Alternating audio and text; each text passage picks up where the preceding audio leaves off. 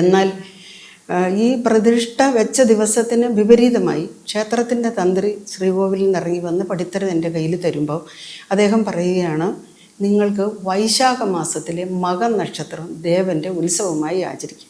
ഈ സാധാരണ മകൻ നക്ഷത്രം ദേവിയുടെയാണ്, ഉത്സവങ്ങളൊക്കെ ദേവി ക്ഷേത്രങ്ങൾ ഉത്സവം മകൻ നക്ഷത്രത്തിലേക്കാണ് നടത്താറ്. അതെ, പക്ഷെ എന്താണ് അദ്ദേഹത്തിന് ഈ വൈശാഖ മാസത്തിലെ മകം നിർദ്ദേശിക്കാൻ തോന്നിയെന്നറിയത്തില്ല. പക്ഷേ അവിടെ ഒരു അത്ഭുതമുണ്ട്. ആ അത്ഭുതം എന്ന് പറയുന്നത് എൻ്റെ നക്ഷത്രമാണ് മകം. വാസ്തവത്തിൽ ഇതിനേക്കാൾ കൂടുതൽ ഒരു സ്നേഹം ഭഗവാൻ എന്നെ അല്ലെങ്കിൽ ഞാൻ ചെയ്യുന്ന കർമ്മങ്ങളെ എത്രമാത്രം സ്നേഹിക്കുന്നു എന്ന് നമുക്ക് വെളിപ്പെട്ട് കിട്ടിയ ഒരു സുദിനം കൂടിയാണ് ആ പ്രതിഷ്ഠാദിനം. തിരുമേനി അത് വന്ന് പറയുന്നത് കേട്ടപ്പോൾ എനിക്ക് എൻ്റെ കണ്ണ് നിറഞ്ഞു. ഞാൻ ചോദിച്ചു, തിരുമേനി ഇത് അങ്ങ് എൻ്റെ നക്ഷത്രമാണെന്ന് അറിഞ്ഞിട്ടാണോ ഈ ദിവസം നിർദ്ദേശിച്ചെന്ന് ചോദിച്ചപ്പം അദ്ദേഹം പറയുന്നു, ഇന്ന് പൂയ നക്ഷത്രമല്ലേ, അപ്പോൾ പ്രതിഷ്ഠ വെച്ച ദിവസം മകനക്ഷത്രമാണ് എന്ന് ഓർത്തിട്ടാണോ എന്ന് ഞാൻ ചോദിച്ചപ്പോൾ അദ്ദേഹം പറയുന്നു അല്ല എന്ന് പറഞ്ഞ് അങ്ങനെ എനിക്ക് ഒരു വലിയൊരു അനുഭവം കിട്ടി. എല്ലാ അമ്പലങ്ങളും പ്രതിഷ്ഠാദിനവും ഉത്സവവും കൂടി ഒന്നിച്ച് ആചരിക്കുന്ന മിക്ക ക്ഷേത്രങ്ങളും ഉണ്ട്, ഒരുപാട് ക്ഷേത്രം. അങ്ങനെ ഇരിക്കുമ്പോൾ ഇത് നമുക്കിങ്ങനെ കിട്ടിയപ്പോൾ ഇതിനേക്കാൾ കൂടുതൽ എനിക്ക് പറഞ്ഞറിയിക്കാൻ പറ്റത്തില്ല. സത്യത്തിൽ എനിക്കിപ്പോൾ കരച്ചിൽ വരും. ഒരുപാട് പേര് സാമ്പത്തിക ദുരിതവും കഷ്ടതയും പ്രയാസവും പറഞ്ഞ് അതേ കേൾക്കാനുള്ളൂ. വാസ്തവത്തിൽ ഏതാനും ഒരു നേരിയ ഇത് മാത്രമേ ഉള്ളൂ, പോയിന്റ് മാത്രമേ പിന്നെ രാശി മാറാനുള്ള ബാക്കിയുള്ള ദിവസമുള്ളൂ. അപ്പം ഇനി ഉത്സവം കഴിഞ്ഞ് പിന്നെ രാശിമാറ്റം കൂടി വെക്കാനുള്ള അതും ഇതിൻ്റെ കൂട്ടത്തിലാണെന്നുണ്ടെങ്കിൽ ആൾക്കാർക്കും ഭക്തജനങ്ങൾ തീർച്ചയായിട്ടും.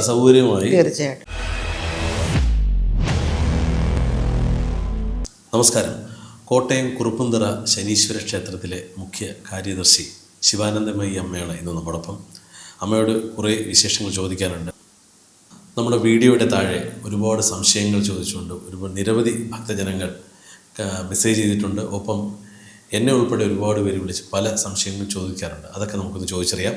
അമ്മേ നമസ്കാരം. നമസ്കാരം. വീഡിയോയിൽ താഴെ ഒരുപാട് പേരിങ്ങനെ ചോദിച്ചിട്ടുണ്ട്, അമ്മ എനിക്ക് വേണ്ടി ഒന്ന് പ്രാർത്ഥിക്കണം, എനിക്കിങ്ങനെ എന്നെ പ്രശ്നങ്ങളുണ്ട്.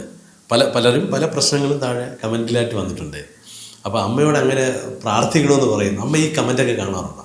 തീർച്ചയായും ധാരാളം പേര് നമ്മളെ വിളിക്കുകയും കമൻറ്റുകളിലൂടെ കാണുകയും ശനീശ്വരനെ പ്രകീർത്തിച്ചുകൊണ്ട് മെസ്സേജുകൾ ഇട്ടിരിക്കുന്ന ആൾക്കാരെയും കണ്ടു.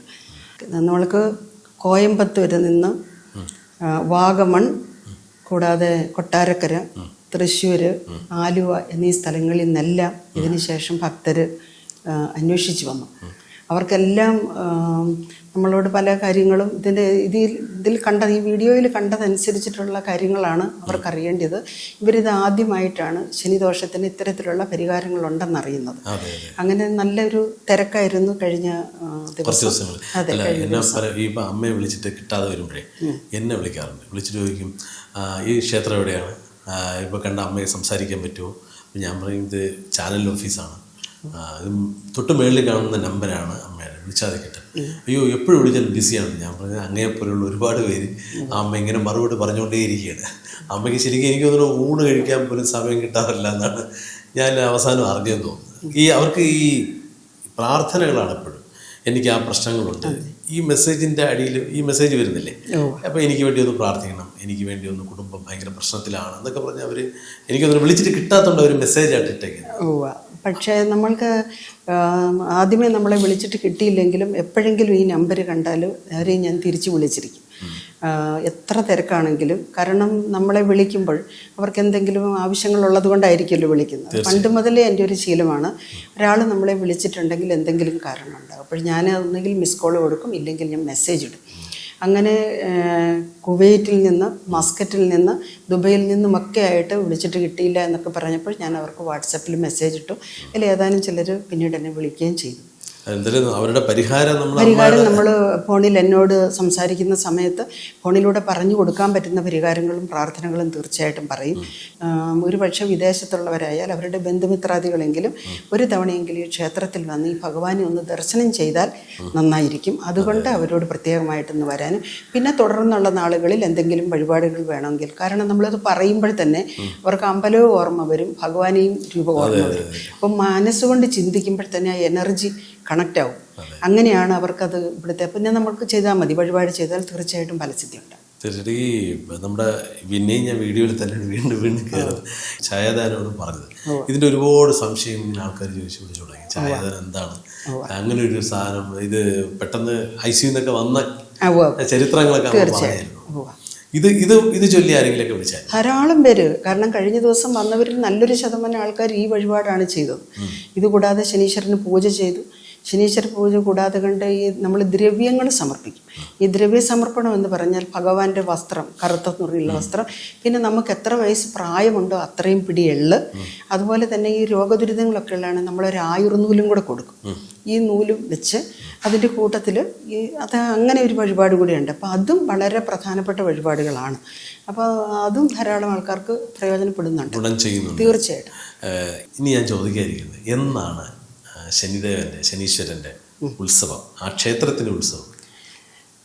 വാസ്തവത്തിൽ നമ്മൾ 2024 നമ്മൾ ജൂലൈ മാസം 7-ാം തീയതിയാണ് പുനഃപ്രതിഷ്ഠ നടത്തിയത്. ഈ ക്ഷേത്രത്തിൽ പുനഃപ്രതിഷ്ഠ നടത്തി കഴിഞ്ഞിട്ട് നമ്മുടെ ക്ഷേത്രത്തിൻ്റെ തന്ത്രി ഈ പ്രതിഷ്ഠ നടത്തി കഴിഞ്ഞ് വരുമ്പോൾ എല്ലാ ക്ഷേത്രങ്ങൾക്കും ഒരു പടിത്തരം നിർദ്ദേശിക്കും. അപ്പോൾ സാധാരണഗതിയിൽ പ്രതിഷ്ഠ വെച്ച ദിവസവും ഉത്സവ ദിവസവും കൂടി ഒരു ദിവസമായിട്ടാണ് മിക്ക ക്ഷേത്രങ്ങളും ആചരിക്കുന്നത്. പക്ഷെ നമ്മൾക്ക് ഈ ക്ഷേത്രത്തിൻ്റെ പടിത്തരം തരുമ്പോൾ അദ്ദേഹം പറഞ്ഞു, മണ്ഡലമാസം നിങ്ങൾ നിർബന്ധമായി 41 ദിവസം തുറന്ന് പൂജ നടത്തണം, നിറപുത്തിരി ആചരിക്കണം, മാസത്തിൽ ഒരു ശനിയാഴ്ചയെങ്കിലും നിർബന്ധമായിട്ട് തുറക്കണമെന്ന് പറഞ്ഞു. പിന്നീട് നിങ്ങൾക്ക് ഏതെങ്കിലും വ്യക്തികൾക്ക് പ്രധാനമായിട്ടൊരു പൂജ ചെയ്യണമെന്ന് വിളിക്കുകയാണെങ്കിൽ തീർച്ചയായിട്ടും നിങ്ങൾക്കത് ചെയ്യാമെന്ന് പറഞ്ഞു. ഞങ്ങൾ പിന്നെ ആഴ്ചയിൽ ഒന്നൊന്ന് മനസ്സിൽ സങ്കല്പിച്ചു. പിന്നെ അവസരങ്ങൾ ഉണ്ടാകുമ്പോൾ നമുക്ക് എല്ലാ ദിവസവും ചെയ്യാമല്ലോ എന്ന് വിചാരിച്ചു. എന്നാൽ ഈ പ്രതിഷ്ഠ വെച്ച ദിവസത്തിന് വിപരീതമായി ക്ഷേത്രത്തിൻ്റെ തന്ത്രി ശ്രീകോവിലിൽ നിന്ന് ഇറങ്ങി വന്ന് പടിത്തരം എൻ്റെ കയ്യിൽ തരുമ്പോൾ അദ്ദേഹം പറയുകയാണ്, നിങ്ങൾക്ക് വൈശാഖ മാസത്തിലെ മകം നക്ഷത്രം ദേവൻ്റെ ഉത്സവമായി ആചരിക്കും. ഈ സാധാരണ മകൻ നക്ഷത്രം ദേവിയുടെയാണ് ഉത്സവങ്ങളൊക്കെ, ദേവി ക്ഷേത്രങ്ങൾ ഉത്സവം മകൻ നക്ഷത്രത്തിലേക്കാണ് നടത്താറ്. അതെ. പക്ഷെ എന്താണ് അദ്ദേഹത്തിന് ഈ വൈശാഖ മാസത്തിലെ മകം നിർദ്ദേശിക്കാൻ തോന്നിയെന്നറിയത്തില്ല. പക്ഷേ അവിടെ ഒരു അത്ഭുതമുണ്ട്. ആ അത്ഭുതം എന്ന് പറയുന്നത് എൻ്റെ നക്ഷത്രമാണ് മകം.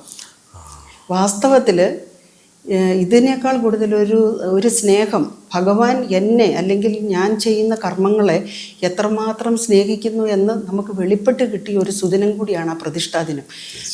തിരുമേനി അത് വന്ന് പറയുന്നത് കേട്ടപ്പോൾ എനിക്കെൻ്റെ കണ്ണ് നിറഞ്ഞു. അപ്പോൾ ഞാൻ ചോദിച്ചു, തിരുമേനി ഇത് അങ്ങ് എൻ്റെ നക്ഷത്രമാണെന്ന് അറിഞ്ഞിട്ടാണോ ഈ ദിവസം നിർദ്ദേശിച്ചെന്ന് ചോദിച്ചപ്പം അദ്ദേഹം പറയുന്നു, ഇന്ന് പൂയ നക്ഷത്രമല്ലേ, അപ്പോൾ പ്രതിഷ്ഠ വെച്ച ദിവസം മകനക്ഷത്രമാണ് എന്ന് ഓർത്തിട്ടാണോ എന്ന് ഞാൻ ചോദിച്ചപ്പോൾ അദ്ദേഹം പറയുന്നു അല്ല എന്ന് പറഞ്ഞ് അങ്ങനെ എനിക്ക് ഒരു വലിയൊരു അനുഭവം കിട്ടി. അത് നമുക്ക്, ഞാൻ എൻ്റെ ഭഗവാനെ സ്നേഹിക്കുന്നതിന് ഇതിനേക്കാൾ കൂടുതൽ ഒരു സർട്ടിഫിക്കറ്റും നമുക്ക് ഒരു മനുഷ്യർ ചെയ്യുന്നുണ്ട്. തന്ത്രി ശ്രീകോവിലിൽ നിന്ന് ഇറങ്ങി വന്നിട്ട് നമ്മളോട് പറയുന്നു, എല്ലാ അമ്പലങ്ങളും പ്രതിഷ്ഠാദിനവും ഉത്സവവും കൂടി ഒന്നിച്ച് ആചരിക്കുന്ന മിക്ക ക്ഷേത്രങ്ങളും ഉണ്ട്, ഒരുപാട് ക്ഷേത്രങ്ങൾ.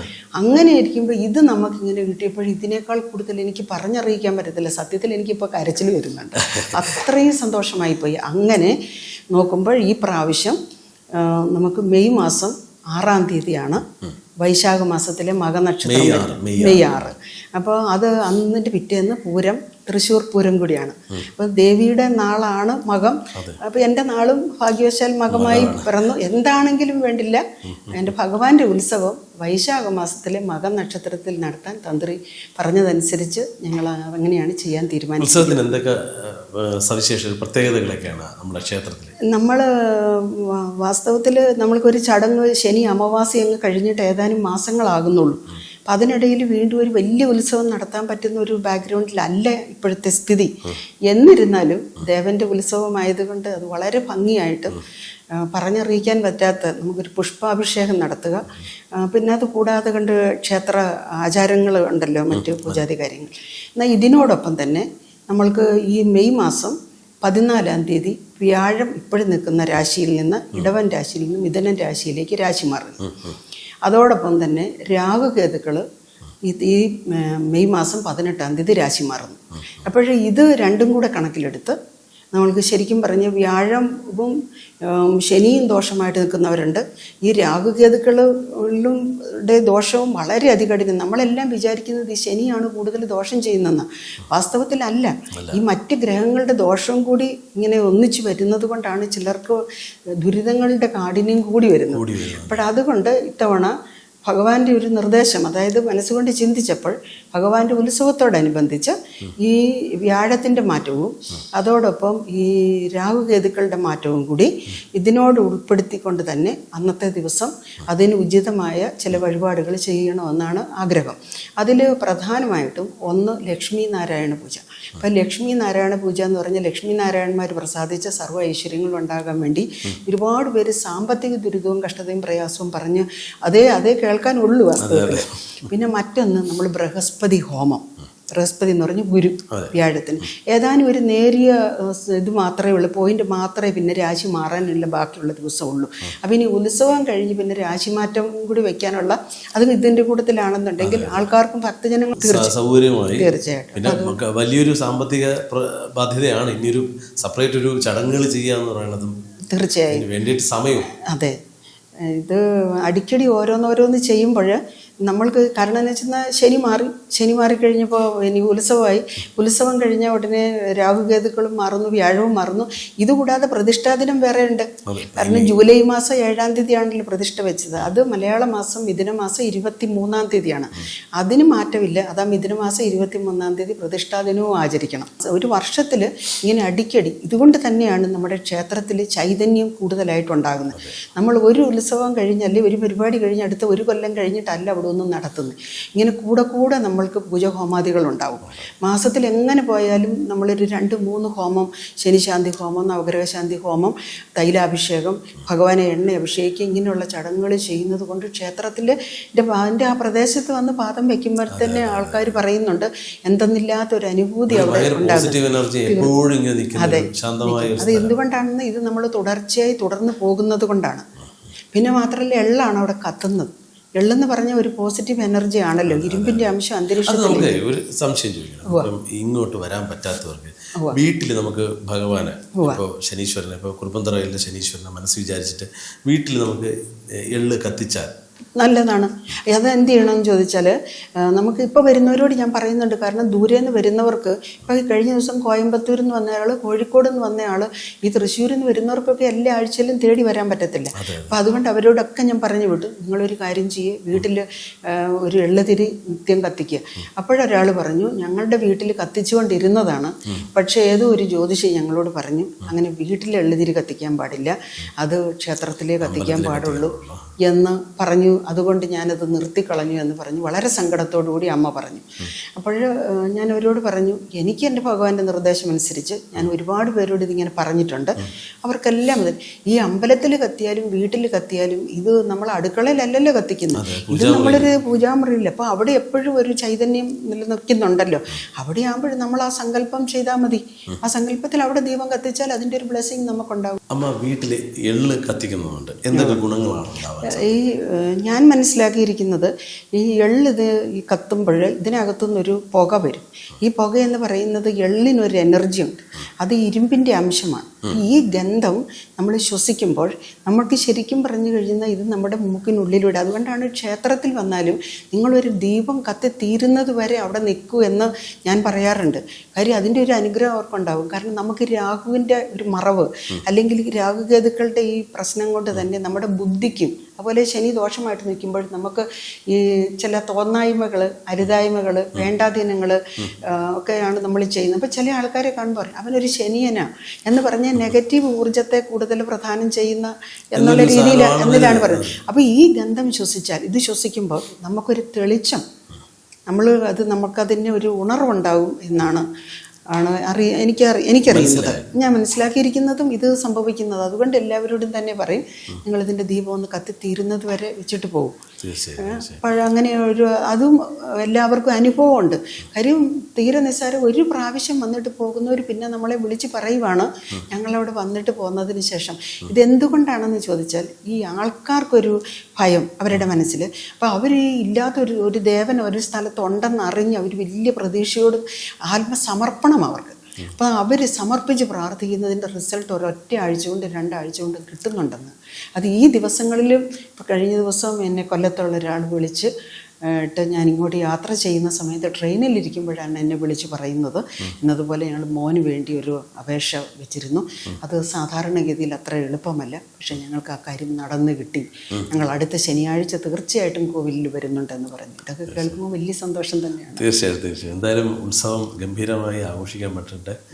ഭഗവാന്റെ അനുഗ്രഹം എല്ലാവർക്കും കിട്ടട്ടെ എന്ന് ഈ അവസരം. അത് ഈ വ്യാഴം നമുക്ക് ദോഷമായിട്ട് നിൽക്കുന്നത്, വ്യാഴവും ശനിയും ദോഷമായിട്ട് നിൽക്കുന്ന നക്ഷത്രക്കാരുണ്ട്. അത് ഈ മേടൻ രാശി എന്ന് പറയുന്നവർക്ക് ഇപ്പോൾ ഏഴരശനി സമയം കൂടിയാണ്. ഈ മേടൻ രാശി എന്ന് പറഞ്ഞാൽ അശ്വതി, ഭരണി, കാർത്തിക, കാല് നക്ഷത്രം. ഇവർക്ക് വ്യാഴം 3-ാം ഭാവത്തിലേക്കാണ് മാറുന്നത്, ഇടവും മിഥുനൻ രാശിയിലേക്ക്. അപ്പോൾ ഈ മിഥുനൻ രാശിയിലേക്ക് മാറുമ്പോൾ ഇവർക്ക് വ്യാഴത്തിൻ്റെയും ഈ ശനിയുടെയും കൂടി ഉള്ള ഒരു മാറ്റം കൊണ്ട് അവർക്ക് ചിലപ്പോൾ കുറച്ച് ദോഷാധിക്യങ്ങൾ കൂടാൻ സാധ്യതയുണ്ട്. ശനിയോട് ഒപ്പം തന്നെ നമ്മൾ ഈ വ്യാഴത്തിൻ്റെ പൂജ ചെയ്യുമല്ലോ, അപ്പോൾ വ്യാഴത്തെ പ്രസാദിപ്പിക്കാൻ വേണ്ടി അതുപോലെ തന്നെ നമുക്ക് വ്യാഴപൂജയുണ്ട്. അപ്പോൾ എന്തെങ്കിലും സംശയങ്ങൾ ഭക്തജനങ്ങൾക്കുണ്ടെങ്കിൽ തീർച്ചയായിട്ടും അവർക്ക് നമ്മളെ വിളിക്കുക. അതുപോലെ കന്നിരാശിക്കാർക്ക്, കന്നി എന്ന് പറയുന്നത് ഉത്തരത്തിൻ്റെ മുക്കാല്, അത്തം, ചിത്തിരാര കന്നിരാശിക്കാർ, അവർക്ക് ഇതുപോലെ തന്നെ ശനിയാണ്. അപ്പോൾ ആ ശനിദോഷത്തോടൊപ്പം തന്നെ ഇവർക്ക് ഈ വ്യാഴവും ഇതിലെ ഒരു ദോഷസ്ഥാനത്തേക്ക് മാറുന്നു. ഇങ്ങനെ ഒരു 5-6 രാശിക്കാരുണ്ട് ഇതിലേക്ക് മാറി മാറി വരുന്നത്. ശനീശ്വരന് നവഗ്രഹ ദേവതകളുണ്ട്. അവിടെ ലക്ഷ്മി വിനായകരായിട്ട് ഗണേശൻ ഇവിടെയുണ്ട്, അതുപോലെ തന്നെ ഭദ്രകാളിയമ്മയുണ്ട്. അത് കാരണം എന്താണെന്ന് ചോദിച്ചാൽ എല്ലാ വിഷയത്തിനും നമുക്ക് ഉത്തരവുണ്ട്. കാര്യം ഇത് നമ്മൾ നോക്കിയാണ് ചെയ്യുന്നത്. ഏത് മനുഷ്യരാണ് വരുന്നത് അവരുടെ അവസ്ഥ മനസ്സിലാക്കിയാണ് ചെയ്യുന്നത്. അതുകൊണ്ട് ഇത്തവണ നടക്കുന്ന ഉത്സവത്തോടനുബന്ധിച്ച് ഈ വ്യാഴത്തിൻ്റെ മാറ്റത്തിന് വേണ്ടി ഞങ്ങൾ നടത്തുന്ന ലക്ഷ്മി നാരായണ പൂജയും ഈ സമ്പൂർണ്ണ ബൃഹസ്പതി ഹോമം, അതുപോലെ തന്നെ രാഹുകേതുക്കൾക്ക് വേണ്ടി പ്രത്യേക പൂജയും ഉണ്ടാവും. തീർച്ചയായും ഉണ്ട്. അപ്പം വന്നെത്താൻ പറ്റുന്ന ഭക്തജനങ്ങൾ വന്നെത്തട്ടെ. അല്ലാത്ത പക്ഷം അവർക്ക് വഴിപാട് കാര്യങ്ങൾ എന്തെങ്കിലും ഉണ്ടെങ്കിൽ നമ്മളോട് ചോദിച്ചറിഞ്ഞ് നമുക്കത് നിർദ്ദേശിക്കാം. അതനുസരിച്ച് അതിലും അവർക്ക് പങ്കെടുക്കാൻ കഴിയും. എപ്പോഴും അവർ ഈ മെസ്സേജ് ആയിട്ട് അവർ പറഞ്ഞു, ഇവിടെ കുറുപ്പന്തറ വഴി എവിടെ എല്ലാവരോടും ഞാൻ പറയും, ഡിസ്ക്രിപ്ഷനിൽ കൃത്യമായി അഡ്രസ്സും ഫോൺ നമ്പരും കൊടുത്തിട്ടുണ്ട്. നിങ്ങൾ വിഷമിക്കേണ്ട, വിളിച്ചാൽ അമ്മ വിളിപ്പുറത്തുണ്ട്. അല്ല, ഇത് വളരെ സിമ്പിളാണ്. ഇത് ശരിക്കും പറഞ്ഞാൽ കോട്ടയം ജില്ലയിൽ കുറുപ്പന്തറ, ഇത് ഈ പത്തനംതിട്ട ഒരു കുറുപ്പന്തറ ഉള്ളത് കൊണ്ടാണ് ഈ ചില മനുഷ്യർക്ക് ഈ ഓമല്ലൂരിന്ന് കേൾക്കുന്നത്, അത് പത്തനംതിട്ട. അതുകൊണ്ട് തന്നെയാണ് നമ്മൾ കുറുപ്പന്തറ ശനീശ്വര ക്ഷേത്രം എന്ന് തന്നെ പറയുന്നത്. ഇത് കോട്ടയം എറണാകുളം റോഡിൻ്റെ പുളിന്തറ കുറുപ്പന്തറ ജംഗ്ഷൻ എത്തുന്നതിന് ഒരു 1/2 കിലോമീറ്റർ മുമ്പ് പുളിന്തറ ജംഗ്ഷൻ എന്ന് പറഞ്ഞൊരു ജംഗ്ഷനുണ്ട്. അവിടെ എല്ലാ ബസ്സുകളും നിർത്തും, ലിമിറ്റഡ് സ്റ്റോപ്പ് നിർത്തത്തില്ല.